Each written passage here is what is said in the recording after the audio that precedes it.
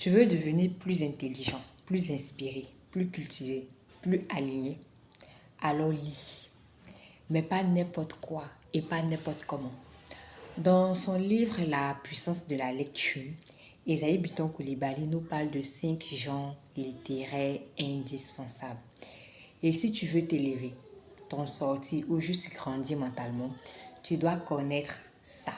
Ces 5 genres littéraires selon Esaïe Bitton Coulibaly. Alors le premier, la lecture d'information. C'est la lecture qui te connecte au monde. Elle te dit ce qui se passe ici et ailleurs. Donc tu ouvres un journal, un article, un rapport, tu veux savoir, tu veux comprendre. C'est une lecture pour être au courant, pour ne pas être largué dans les conversations, pour nourrir ton esprit critique. Et donc tu dois lire pour t'informer. Exemple, Sapiens de Noah qui nous parle de l'humanité, de l'évolution de l'homme, de l'histoire même de l'humanité, en retraçant l'évolution de notre espèce depuis vous, les Homo sapiens, jusqu'à moi, l'époque moderne, juste pour rire. Et en deuxième, donc le deuxième genre, c'est la lecture de distraction. La lecture de distraction, ici tu lis pour te détendre, pour fuir un peu le réel. Donc ce sont les romans, les récits de vie, les histoires du cœur. Ce n'est pas forcément inutile, hein? Au contraire même, parce que parfois c'est dans la fiction que tu trouves des vérités humaines, des vérités profondes. Donc on a le livre Et si l'amour était une illusion de Jean-Marcel Dadoté et L'ombre de la honte du même auteur également. De très bons livres que je recommande vivement. Surtout le premier livre là pour les ados. Le troisième, on a la lecture d'acquisition. C'est ce qui te permet d'apprendre quelque chose. Donc, tu veux maîtriser un domaine, améliorer une compétence, progresser. La lecture intentionnelle, c'est-à-dire c'est ciblé, c'est utile. Ça te fait passer le cap parce que tu veux apprendre. Donc, pour ça, je vais vous présenter quelques livres que j'ai qui rentrent dans ce genre littéraire. Nous avons Père riche, Père pauvre qui n'est plus à présenter. J'ai aussi pensé comme un millionnaire, changer ses habitudes pour réussir et être heureux. Les noms là sont un peu trop longs. Nous avons Le patron c'est toi de Larissa Adel Groix.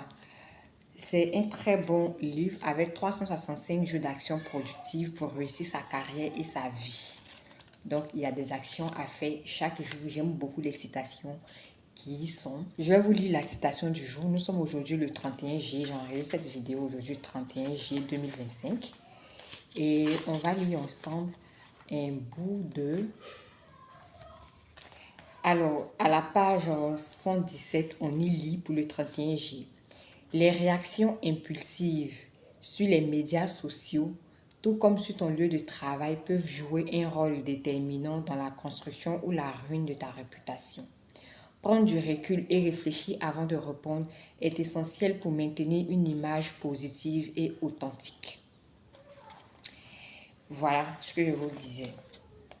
Donc, c'est un guide très pratique pour toute personne qui veut prendre le dessus sur sa vie. Donc, le patron, c'est toi. Le patron de ta vie, c'est toi.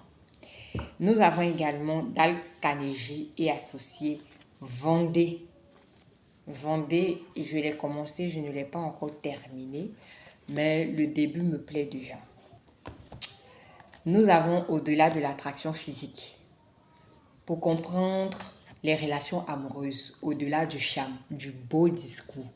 C'est une vraie ressource pour s'améliorer en amour.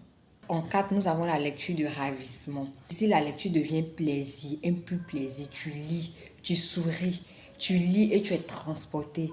Un texte qui te caresse le cerveau, un livre que tu as envie de finir d'une traite. Tu lis et tu ne peux plus t'arrêter. Exemple, Une si longue lettre de Mariamaba. Et en deuxième, parce qu'au fond, elles ont expiré. C'est un recueil de 7 lettres intimes, 7 histoires de vie, de douleur, d'espoir. Tu lis, tu comprends, tu es transporté et tu es transporté. La lecture d'élévation, qui est le 5e genre de lecture qui nous est recommandé, C'est la lecture profonde qui te transforme, qui t'élève, qui élève ton âme, qui t'oblige à penser, à poser les bonnes questions. Elle nourrit ton cœur, ton esprit, ta foi. Donc, on a la Bible. On a également le Coran. Peu importe ta religion, je te recommande d'avoir les 2 livres saints. Donc, la Bible et le Coran. Nous avons également le pouvoir de la pensée flexible. Pépites. Aussi, je recommande le pouvoir de la pensée positive de Vincent Normand, qui est un très très bon livre d'élévation. Atteindre l'excellence de Robert Greene. Ce manipulateur et psychologue, Robert Greene. Atteindre l'excellence. J'ai aussi Ikigai. Ikigai aussi qui relève les secrets des Japonais pour une longue vie et heureuse. Il y a beaucoup de bons gestes à avoir. Ça te remue un peu. Tu vas prendre conscience de ce qu'on appelle vivre. Voilà. Et donc, on a ce livre-là, Le stress, votre allié caché, transformez-le en énergie positive de Augustine Etienne. Le stress, votre allié caché de Augustine Etienne. Ça t'apprend à gérer ton stress. Oui, c'est très important parce qu'il faut apprendre à vivre en paix. Il faut apprendre à vivre de manière équilibrée avec soi-même. Ça te permet de te poser les vraies questions, de savoir où tu vas et comment marcher dans ce monde plein de surprises. Alors, la vraie question c'est, tu lis quoi et pourquoi? Parce qu'à travers ce que tu lis, tu te construis. Et comme Esaïe Biton Koulibaly, père à son âme, l'a dit, sans le développement de la lecture, l'Afrique ne se développera pas.